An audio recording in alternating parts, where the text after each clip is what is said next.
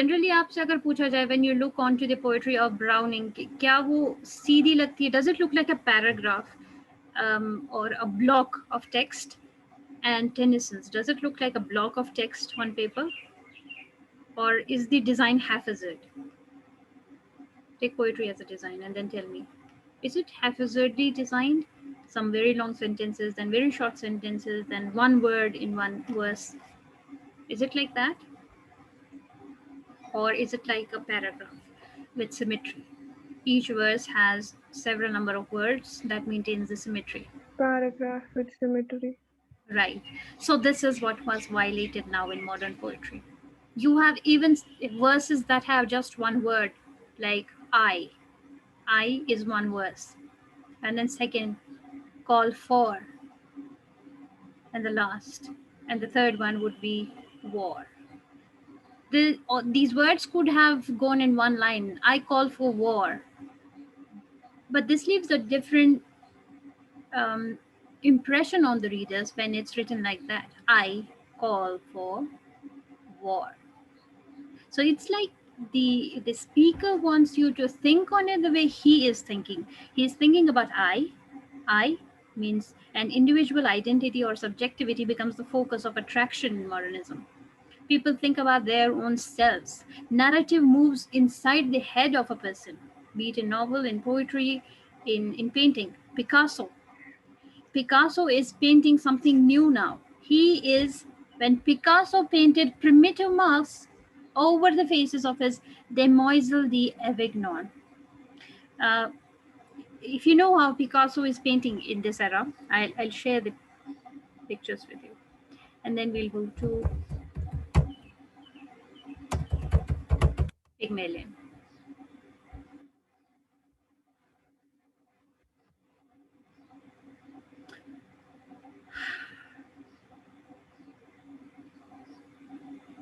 So these are his faces. This is not a realistic face that you find in Victorian era. The paintings you find in Victorian era are not like this. They have a new message to carry and give to their readers, to the people who visit the gallery. What do you think of this painting?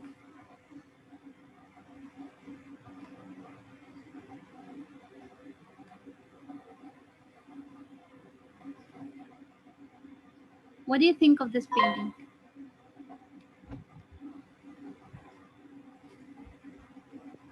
Disoriented है काफी और normal नहीं है मतलब जैसे normal चेहरे होते हैं.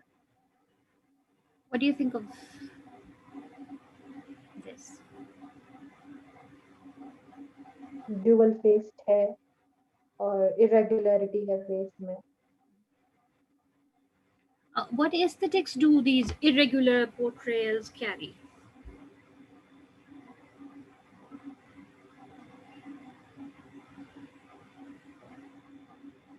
Like there can be some different, like जो normal norm से बाहर जाना, norm जो regular norms है उससे बाहर जाना.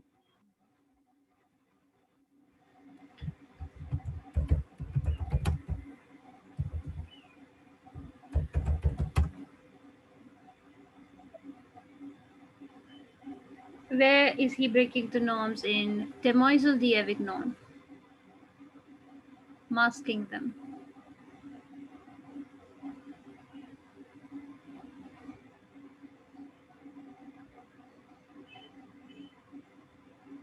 The Young Women of Avignon is the translation of it. It was a street in Barcelona which was home to sex workers. The 5 women in the painting some say, were the sex workers there. How does he represent it? And think about the topic. Think about the violence, creative violence. When earlier on, what artists were required to do was maintain some aesthetics and also morality.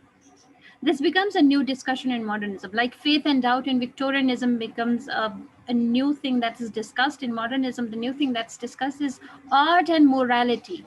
That are we moving beyond those boundaries of morality and moving into immorality, or is it that we are redefining morality and pushing the limits a bit forward?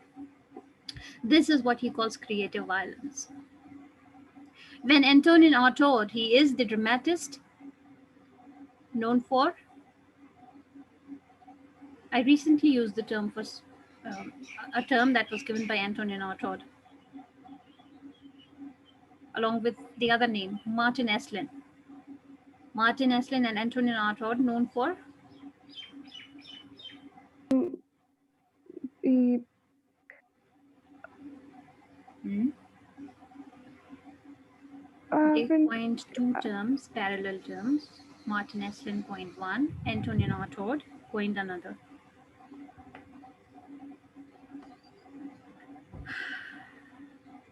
Monologue and dramatic monologue and maybe तुक्के नहीं मारने, सवाल के जवाब देने.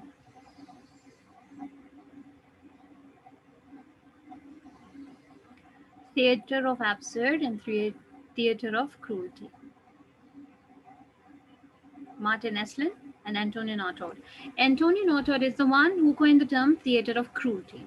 And he howled in one of his dramas, he gives one of the words that are repeated in it is no more masterpieces, which means masterpieces are the ones like in painting you have, um, what's the name of that female? The painting of a female? Mona Lisa. Mona, Mona Lisa. yes, Mona Lisa. They are called masterpieces. And when people like are told, shout out, no more masterpieces, it means every art piece that talks about single story, even the story of the streets of Avignon, is a masterpiece in itself. No more masterpieces means every art piece is a masterpiece in itself. When Woolf conjured a sister to Shakespeare, this is in which text? Virginia The Woolf. sister was Virginia Woolf. Judith Butler, but which text does she conjure her up? Room of Room, I think. Sorry? A A Room room. of Her Own. A room of her own. Right. What was she doing when she was doing it? She was violating the norm. She was making use of an honorable name like Shakespeare and creating a sister of his who was nobody, who was a nobody. And then not just conjuring her up, making her a rival dramatist who wanted to write dramas like her brother. And what does she end up with? Because she is not allowed on stage to be a writer, instead, she is Cursed for being a dramatist, and yeah. she is physically abused by the people she is looking she wants a job from, and then finally she commits suicide, the conjured up sister. Now in this story, this is not a masterpiece that everybody knows of, the conjured up Judith Butler, but it is a story in itself which is telling you that women do not have the same place in the world as men have, despite the fact that they can have better capacities and capabilities. Like Judith Butler would have had been a great writer if she was given that, allowed to come on stage and write. When Joyce trained himself to scorch, quote unquote, scorch the culture that nourished him, which means he is born into a Catholic culture in Ireland. And when he is brought up, he is some 20, 25 years old. Now he is writing and cursing the same institutions of Catholic marriages, Catholic families, Catholic father, Catholic mother. He is scorchingly satirical while also moving beyond the norms of ordinary kind of writing that people have known from a very long time. They all knew themselves to be engaged in a form of creative violence. For these figures, the aim could never be simply to set the imagination free. It was rather, first of all, to challenge and unfreedom the oppressions of journalism, of genteel audiences, of timid readers, of political and religious orthodoxy. Different names like that have been given earlier on for you, Picasso, Woolf, uh, Joyce. These are different people who are trying to challenge and unfreedom in their own manner. Like I said, Joyce was trying to do this and break the shackles of Catholic Ireland. So he felt this was curbing the freedom of the people, Catholicism in Ireland. And there are people who are talking about something else, oppressions of journalism. Judith Butler, she is talking about the gendered bias in writing, could have been oppressions of journalism, of genteel audiences, that audiences can only like something that is genteel. For example, the masterpiece that I showed you, or Demoiselles d'Avignon, isn't good to the eye. It appears vulgar, it appears immoral. But these are the challenges that we need to make. We need to talk about the sex workers. What makes them move into that field? Is it that if we create uh, better employment opportunities, that women will not be forced to work as sex workers? So first of all, they say that we don't need immediately to set the imagination speed. This is not for aesthetic purposes, but this has a critical purpose. This is challenging and unfreedom. So realms that people did not talk about are now spoken about. Say, any character of Virginia Woolf, she talks about that kind of feelings in women which have never before been spoken about. All female writers in this time talk about the feelings that only females can feel, and no male writer who have been writing in Victorian era for the sake of women, or even women who have been writing in Victorian era, have not touched upon those areas. They fall in line with what society dictates them. Now these modern writers, modern novelists, poetry writers, do not uh, wish to accept what is given to them, but they need to reform everything, reform every institution. We have stories from Victorian era in the novels that Jane Austen writes, the novels that Charlotte Bronte writes. All of these stories tend to end in a female marrying a man, and then nothing is told after that. Mrs. Dalloway is a text written by Virginia Woolf. She picks up a story, what happens after a marriage. She is a married woman. Then she talks about a life that she is living with a man she is obedient to as a wife, but a man she doesn't love. She is dutiful towards this man. She has a daughter from this man, but she's only dutiful towards him. She is arranging for a party she is her heart is not with. So she tells you about stories of these women, that it's not always that a story has a beginning where the female is a child and then she turns 20 and then she gets married and that's the end of the book. Stories can open up there, and then there are millions of things that can be spoken about. We are only challenging an unfreedom. Why not talk about it? Of timid readers. So, of timid readers is because when you read a modernist text, not every reader finds easy to read it. We don't find it easy to read a modern text. You have a text titled Ghosts. It's a drama, Ghosts by Henrik Ibsen. In this text, the son of the female protagonist, who is Mrs. Alving, the son is Oswald. Oswald suffers from a disease which people have not been talking about, but the disease exists. That is the unfreedom. The unfreedom of this goes beyond the norms, this goes beyond the moral limits that are set for you, and you cannot talk about sexually transmitted diseases. Oswald suffers from syphilis, a sexually transmitted disease, but nobody is talking about it. Even to the point that finally it's the mother who murders the son. The mother offers morphine so that he dies because she cannot see him suffering from the pain that he does. Now, whose mistake is Oswald carrying within himself? These are the challenging and unfreedom concepts that you can think of. The topics that are touched upon by modernist writers have never before been touched upon. These are the problems of modern age that come with technology and also capitalism and million others. The problems that we face nowadays are grow out of not just technology but digital technology. How to deal with problems that arise out of digital technology? Whose mistakes are they, and who pays the price? So much of the story that these figures told themselves was a tale of tyranny and resistance. So they talk about why not talk about it becomes tyranny and resistance. Let's talk about it. The name of the tyrant changed.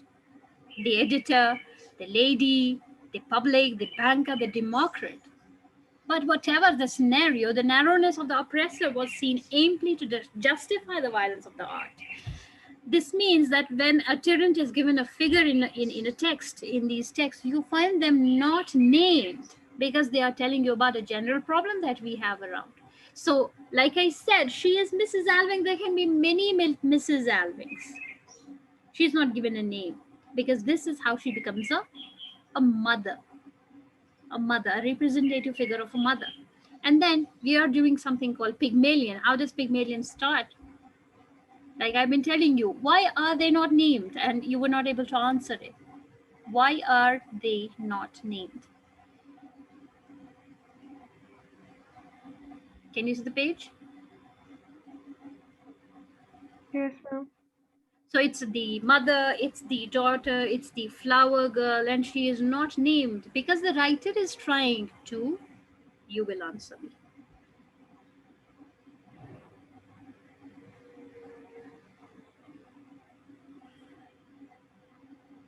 Because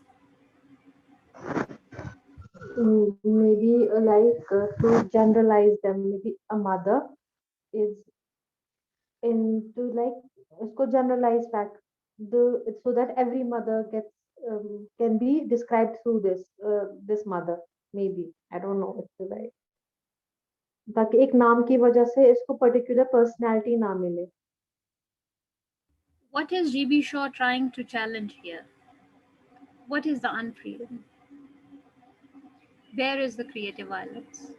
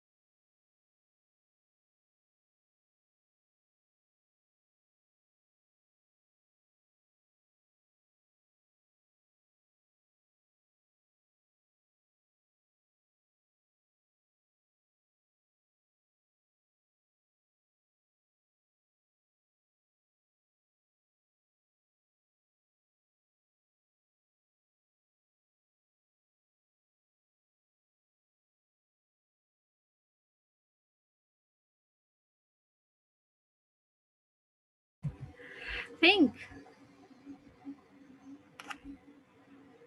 You may not be able to figure out the creative violence yet, but you can figure out, we have already read the first act, you can figure out the tyranny and resistance.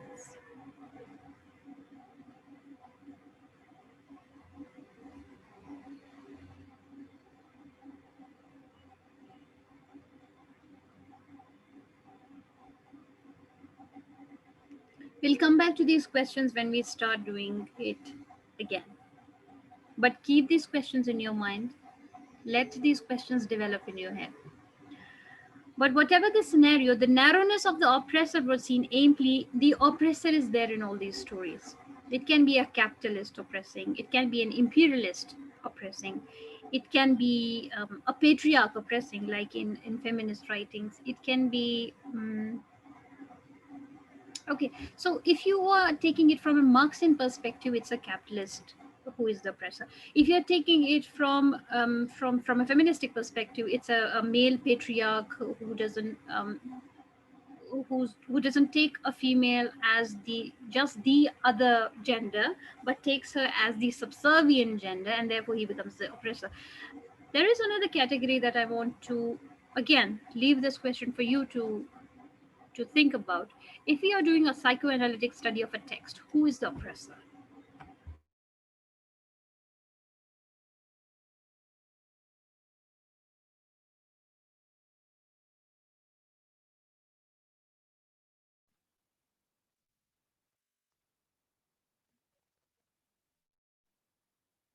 mind.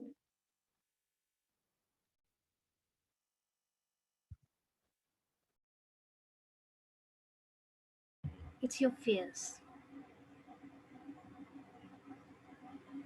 So there can be texts that deal with the psychoanalytic processes also. I mean, single text can also deal with Marxian perspective and other perspectives. So say for example, we are dealing with Henrik Ibsen's Ghosts itself or his Doll's House, and you are asked who is oppressing them? Who is oppressing them on a psychological pattern, on a psychological level? These are the fears that are the fears with Mrs. Alving, the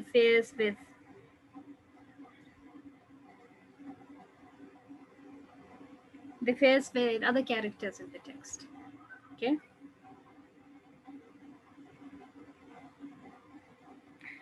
Any questions?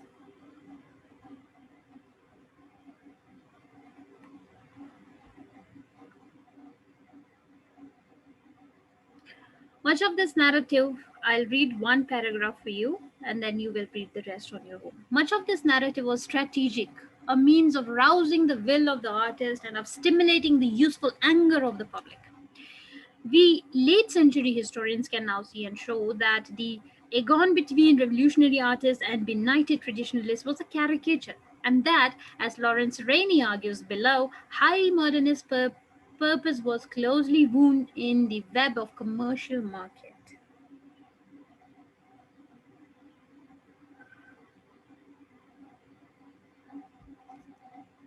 Rather than paint them as elite pursuits, seeking a magic circle for the imagination, we can better see these artists as sharply conscious of their historical entanglements, their place within an epoch of accelerating social modernization that was always a challenge to a cultural modernism.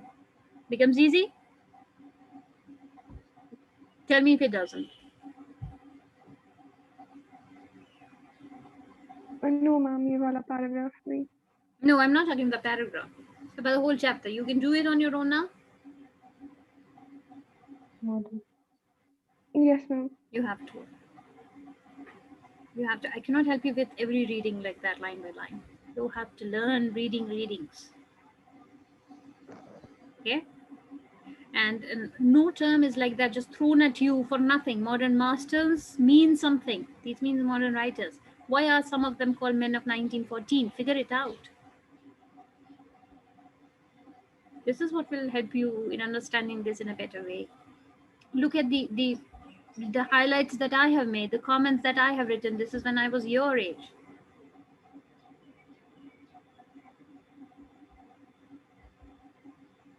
So deal with it on your own. Fine? Highlight, try to understand, read it twice as many times as you need to. Finish this. And then you can also help me in connecting this with your text Pygmalion. It becomes easier to understand. Fine? Any questions you have? We have 4 minutes No ma'am. in the class. You can ask me if you have any questions. Shakespeare की daughter का नाम भी Judith था ना? There is connection in like this Judith Butler and daughter Judith. Shakespeare. Acha. No, actually, Judith was a common name. Like you saw in Pygmalion, she says, "Hey, Freddy, why do you do that?" And his mother asks her, "How do you know his name?" She says, "Everybody on this lane is a Freddy or a Charlie or a something." It's like that. Judith is a common name. Okay. Anything else? Ma'am हमें कब तक है मतलब खुद नहीं से slow जा रही पढ़ना है.